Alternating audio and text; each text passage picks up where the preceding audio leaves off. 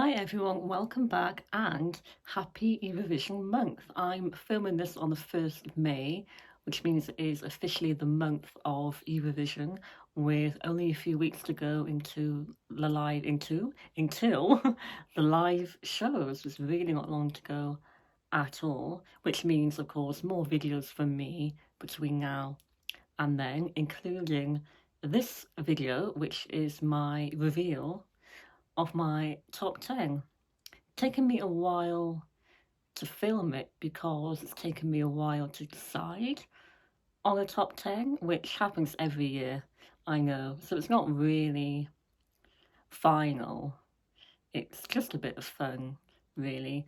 And I think it's important to remember that this is a ranking before the contest. It's a pre-contest top 10, so before the live shows, which means that opinions could change afterwards if songs grow off us or grow on us, which does happen quite a lot. So this might not be a final top 10, but a lot of this is based on what I have been listening to the most, what I've had on repeat. So some of the songs in my top 10 might not actually do that well in the contest. They might sound like random choices, some of them, but a lot of them are, not all of them, but a lot of them are in my top 10 because I've been listening to them more than some of the others. So before I actually get into this properly, I could just start by taking a step back and looking overall at the overall quality of the entries this year. And I know it started off, some people might think it still is, a weak year.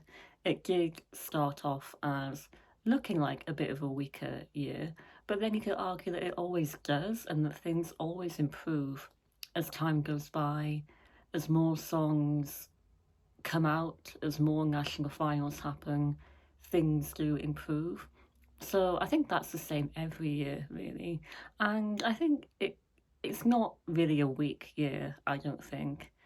It never is, really. Every year is different. Every year is diverse. And I think this year is really diverse and varied and quite good, actually. As always, as we get quite a lot lately, we've got lots of different languages, different genres of music, which is really good. A lot of new languages, actually, or not new, but ones that we don't always hear, which are included in my top 10. And yeah, I think it's never a bad year. I mean, obviously some are a lot weaker than others. And I do think if I compare this year to last year, I do think the overall quality of the songs last year was a little bit better than this year, but not with everything. But yeah, maybe last year was a bit better, but this year is really interesting as well. And I always have songs that I enjoy. I think it's impossible to live through a Eurovision year and not have anything that you enjoy at all. That would be really strange. And yeah, I've got this top 10.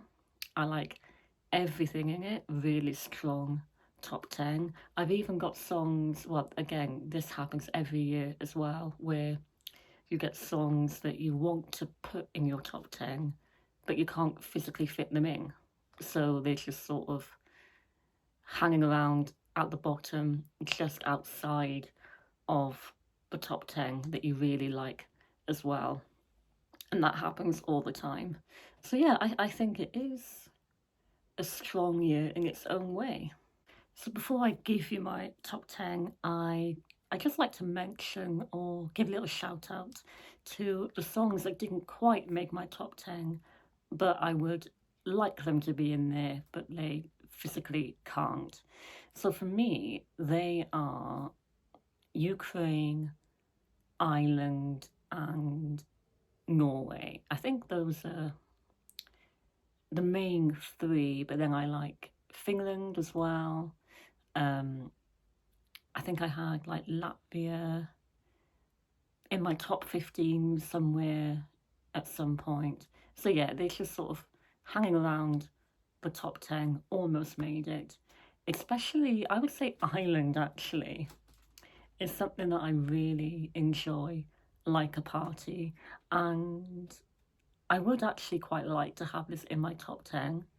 Um, you could call it a guilty pleasure, maybe, but I've always, I just find it so fun and it's kind of like nostalgic because it reminds me of stuff like Aqua and Venga Boys from the 90s, the really catchy chorus. So it did cross my mind, shall I have this as my 10th place? So maybe because I'm so undecided, we can call Ireland my joint 10th place, maybe? Okay, so my 10th place for now is Iceland Vibe. They're so much fun on social media. They're so funny. They're just having a great time, you can tell. Um, so yeah, this is something that it was such a clear winner of the national final. There was almost no point in having the national final. Like this was just it just had to win for Iceland. I don't think it's going to qualify, unfortunately. I'd be happy if it did, but it's something that I've always liked. And I think the reason why maybe I put this above Ireland to be in the top 10 is because I immediately liked it straight away. But I'm not sure if I did with Ireland. So maybe that's the only reason why I had this a little bit higher. But I think for me, what I like most about the song Roa is it's that instrumental, the fiddle, the violin, pirate kind of sounding instrumental break in the song. I'm always so drawn to that kind of sound. I loved it straight away. And if it didn't have that part in the song, I might not have liked it as much as I do. So yeah, it's a lot of fun. It makes me want to go back to Iceland. um, and yeah, it might not always be in my top 10. I can see it falling out of my top 10 at the end of it after the contest is finished. But I thought for now, I like it enough to have it in my top 10 just about. My number 9, my current number 9, is Austria JJ. I know it sounds a bit low, very low, maybe, to have this in my ranking, but it is a personal ranking and not a prediction. If it was a prediction, it would be a lot higher. But yeah, it sounds quite low.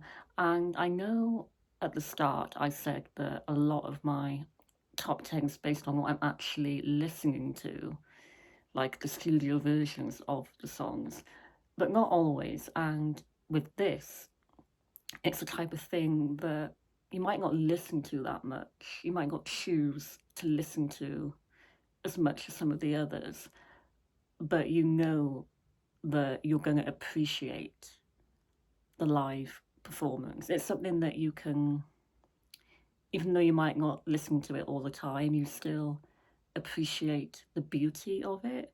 There's quite a few examples of that in Eurovision. It's a little bit like Voila, Bob Pravi. You know, that song, I didn't listen to it a lot, but I really did appreciate it visually and sonically. But it's more to do with the actual performance. And it's just the type of song that it is, I guess. You know, it's not exactly radio friendly, but that doesn't matter at all. But it's the type of thing that I know that I will appreciate it if it's a spectacular performance, which hopefully it will be. Then, yeah, I will enjoy it and appreciate it. And the song itself, it has grown on me quite a lot since it was originally released. It's starting to click with me a bit more now. but they're not quite enough to have it in my personal top 5. Not quite enough for that, but yeah, I am very intrigued to see what it would look like live. We know that he can sing it live, and it's very epic, very dramatic. Yeah, it's going to be good. It's going to be one to watch, definitely. It's just there's other songs that I just prefer or that I enjoy more, so I didn't want to put it too much higher. My number 8 is Malta, Miriana Conte. There was a time where this did drop out of my top 10 for a little bit, but no, I'm keeping it in there. So there's been a lot of controversy over this. They had to change the title of the song. It's now called Serving. They had to remove the word can't, basically. So it's officially called Serving now, but a lot of us fondly remember it as can't with fond memories. And it's been a wild ride with this song. We've been on a journey with this. Um, and that's why I still love it, because I just find it so entertaining and so funny. And like I said, there was a point where it grew off me a little bit, because when they had to change it, I thought, oh, the novelty, the fun has kind of worn out a bit now. But then it came back to me, it grew on me again. I liked it when she did all the pre-parties, and each pre-party performance was different, and she brought all the different contestants out with her on stage for every pre-party. So yeah, it just adds to the fun of it all. And you could say that the fact that they had to change it and call it Serving makes it even funnier. So yeah, it's just the entertainment value. And the song is catchy as well. I do like the song. So yeah, it's the journey that we've been on with this.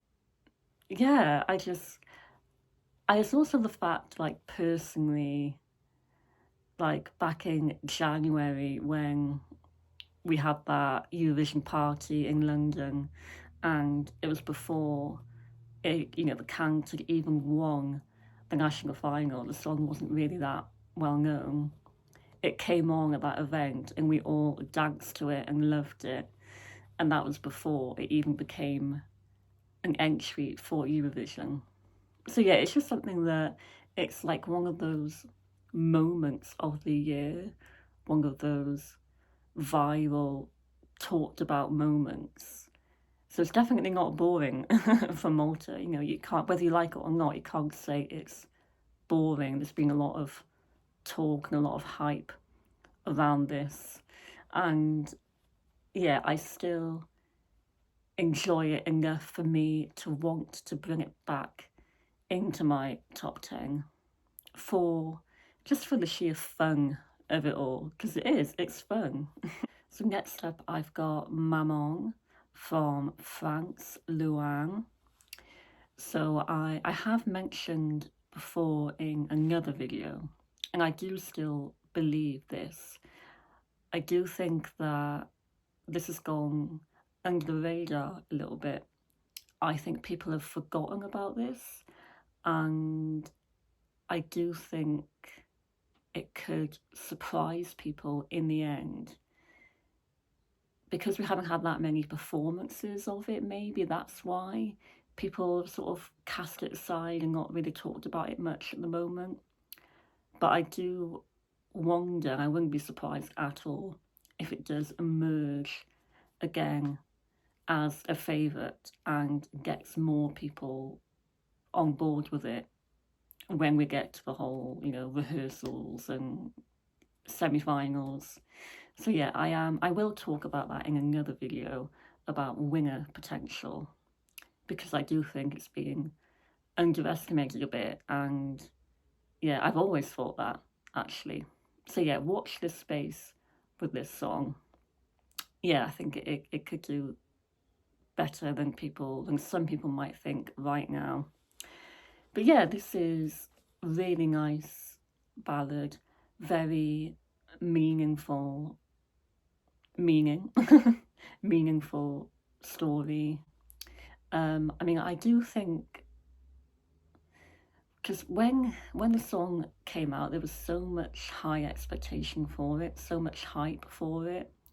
I don't know if it has quite lived up to the hype exactly. You know, I wasn't absolutely blown away, but like I said, you know, I think it could still be a favourite and a potential winner. Maybe I've always thought that. Um, yeah, it's just really a really lovely French ballad. They're really good at their ballads in Eurovision, just like last year. Something I've noticed. This is a bit of a random tangent. I'm gonna go on here with this, but bear with me. But I was thinking about this earlier.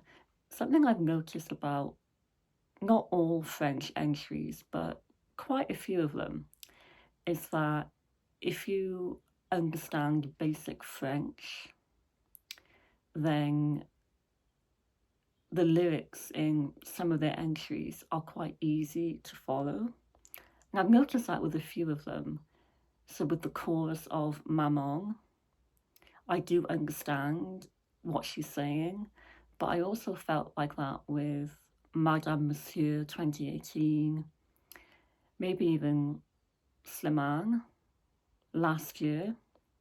It's just something I've noticed. It's probably not intentional, but I find with some of the lyrics in their songs, if you understand basic French, then you can pick up on some of the lyrics in their entries. It's just something I've noticed over the past few years, and with Maman as well. It's like simple and easy to follow, and the melody of the chorus and the lyrics, I do find it stuck in my head quite a lot.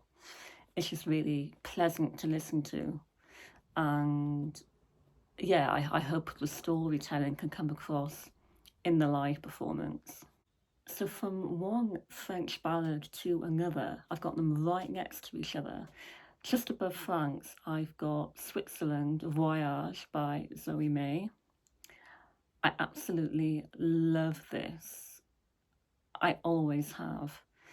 I was really pleasantly surprised when I first heard it. I think because it's a host entry, a host country entry, we don't usually expect like that much from a host country. But this, I think, is one of the best host entries I can think of. And I hope it does just as well as some of the other entries, some of the other countries, and ends up in the top 10. I think it would be deserved of that. I would love that. I really love this. I always have. Immediately on the first listen, it's so simple, but just so beautiful. I don't know why I prefer it slightly to Maman. I don't know why. I've got no reason for that. I just do have it a little bit higher for some reason. It's just, yeah, it's like a fairy tale. It's her voice is just so nice. It's just so pleasant to listen to. Parts of it actually reminds me a little bit of Aurora, Norwegian singer Aurora. I don't know why. There's just like some parts of the instrumental. Maybe it's got that like John Lewis advert kind of vibe to it. But yeah, I think it's stunning. I think it's lovely. It really is. And it's nice to see that it has got quite a lot of popularity, quite a lot of support. So hopefully that will turn into points in the final. Okay, so we've now reached my top 5, and it's a really nice range of different things, which is good. And also there's some countries I don't usually have in my top 5, which I do now. So it's really nice to, you know, mix things up a little bit. I've got a really varied taste in music. I don't just like one thing. It's kind of all over the place. I like little bits here and there of everything. And I think that really shows when it comes to Eurovision. I like a lot of different genres, a lot of different styles. So yeah, that does come out in my Eurovision taste as well as my non-Eurovision taste in music. So yeah, a lot of different things, and yeah, it's a good top five, I think. I don't know how much it'll change. Maybe a little bit, yeah. There are a few things in here that could not be as high in my ranking after the final.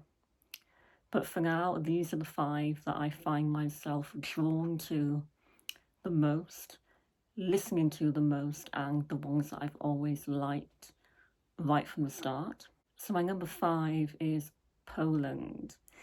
Yeah, this has always been up there for me.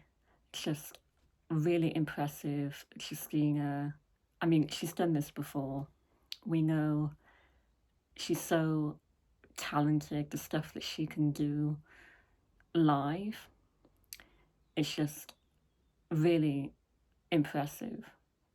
And like I said, there's some countries here in my top five that I don't usually have. And Poland is never one of my favourite countries in Eurovision. I don't have that many Polish entries that I like. In fact, one of my favourites is 2019, which didn't even qualify. But that's the kind of thing that I like. And maybe it's part of the reason why I really like this song, because it feels authentic. I think it's one of the best Polish entries we've had in the modern era, like in this century. I really do think it is up there as one of the best. I think it's the perfect entry for Poland, and I'm glad that Christina is the one to do it. My number four is Albania. Wow, yeah, I mean, it was the very first entry to be released, as Albania usually are, all the way back in December. But it's always remained all the way through, right from the start, as a big fan favourite, consistently popular and loved right from the start. It hasn't changed. And that's really impressive. That's a good sign. I do think it's one of Albania's best entries. One of my favourites. Up there, I think, with 2018. Yeah, I've always been a fan of this. It was actually my number one for quite a while, until my number one and a few others came along. But yeah, this is just up there as one of the best of the year, I think. And for Albania, it's a brilliant entry. It's something that grabs you straight away from the moment I heard it. And the fact that it's always been so popular right from the start and still is just shows how good it is. Some people even think it might win. I wouldn't go that far, but I really hope it does well. And I think this could be a really good year for Albania. I think it's brilliant. Albania are always really true to themselves, I feel. It's hard to explain, but this in particular feels very Albanian. And yeah, I love it. I think it's one of their best entries ever, maybe. So that is now most of my top 10, but now we've reached my top three. And it's quite interesting because it might not stay the same. It might not be my final top three by the end of the contest, but it is for now. Something that will not change, definitely, is my winner. You probably can guess what my winner is anyway, but we'll get to that in a minute. But for the rest of my top three, So my third place is Germany, and I do not usually have Germany as one of my favourites ever, really. I think the last time Germany was my favourite was Lena with 2010 in with Satellite, and that was the first year that I properly started watching and following Eurovision. So yeah, I mean, well, after that, I think 2018 was probably the one of the best entries over the past decade. But this to me is the best in such a long time, honestly. I mean, I've said before that I just find it so refreshing for Germany. It's just so different and more authentic. You know, it's in German for the first time in a really long time, probably about 20 years. And it just feels so current as well. You know, it feels like it's reflective of, I mean, I don't know for sure, but I wouldn't be surprised if it does represent Germany's music industry quite well right now. It feels like it does anyway. So I think this is just perfect for Germany. It's an absolute banger. Like, it's so catchy. And I mean, as much as I love it, and a lot of other people do too, it is quite popular. Unfortunately, I wouldn't be surprised at all if Germany don't actually do well in the final. I wouldn't be surprised actually if they come last. I can kind of see that happening, unfortunately. We got that with Norway last year, and that was seemed quite unfair as well. So I do worry that Germany could be the victim of that this year. I've just got a feeling. But even if it does, it will probably end up being my one of my favourite last places in Eurovision. I mean, I hope it can be performed well live because I know I keep forgetting their names. I know they're brother and sister, but the girl, she's had a lot of problems with her voice in pre-parties, hasn't really sang it properly live that many times, but hopefully that will be okay for the final. But yeah, I love it. It's one of my favourite German entries in a long time. Such a pleasant surprise from them. And it's good to see that it is quite popular as well with the fans. I don't think it will actually stay as a top three for me after the contest. I mean, it is now, but I wouldn't be surprised if it kind of drops out of that a little bit. But I can picture myself still listening to it because it is a banger. Balla is a banger. So yeah, well done, Germany. Like, this for you is just a breath of fresh air, I think. I love it.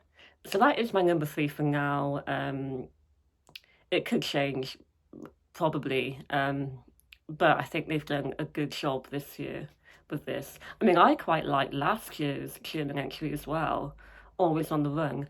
That they did a really good job with that in the end, and it did really well. It came like 12th. So you think that technically this should get rewarded in that way, but unfortunately, it probably won't. So my second place, my number two, my personal runner-up, again, it does seem like quite a random choice, but it's true because I'm addicted to it. It's Denmark. Wow, I mean, I could talk for quite a while about this, and I spoke about it in my qualified prediction video. So you already know that I really, really want it to qualify, as do a lot of other fans. This is actually really popular hallucination. I mean, in theory, you think, oh, well, what's so special about it? Like, it's a dance pop song, a little bit like Euphoria. So you think, well, you know, why do we like it so much? Why is it so popular? But it just is. Like, it's just so addictive to me. It's one of my most played entries of the year. And it is it is quite like Euphoria. It is, you know, epic. It's got that epic sound like Euphoria. It's just a dance bop. And it is really popular in the fandom this year. So many people want this to qualify. So there'll be a lot of joy and excitement if it does qualify. I'm still hoping that it will, but I think we should be prepared for it not to because, Denmark are not really lucky in Eurovision at the moment. But this, I think, it's funny because even though it sounds kind of a little bit outdated, like it could be from 2012 or something, I don't mind. Like, it's not a problem at all. But yeah, I think finally this should be the time for Denmark to qualify. Because I think it's just so. I mean, the staging needs to improve from the national final, definitely. It can't stay that way with that staging. But her vocals are really good, that ending is really powerful. And yeah, it's something about it, even though it's quite simple, I just find it really addictive for some reason. So now, finally, I have to tell you about my number one, my winner of the year. But I don't want to talk too much about it because I am going to be doing a why I want Sweden to win Eurovision this year video very soon. So I'll talk a lot more about the song in another video. So I'll just mention it quickly. But yeah, you probably know Sweden is my winner this year, as is a lot of other people's winner as well. Um, and it's funny because, again, I'll talk more about this in my next video, but it's quite funny how it's Sweden and we don't want them to win because we want other countries to have a chance, and we just sort of think, oh God, Sweden again. They're going to win again. It's overrated, not deserved. But this is completely different. Like, so much has changed in just 1 year. It's just one song, one group have come along and just changed the whole perspective of Sweden. Like, it's amazing.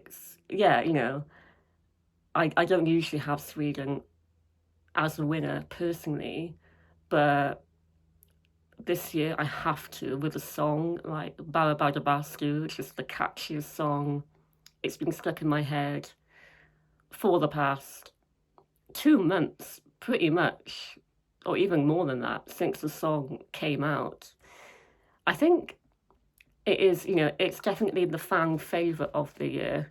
And now you've got this trilogy. You've got Cha Cha Cha, Rim Tim Taggy Dim, and now Bara Bara Bastu is like the third in a row of those type of songs. It is the Cha Cha Cha Baby Lasagna of the year.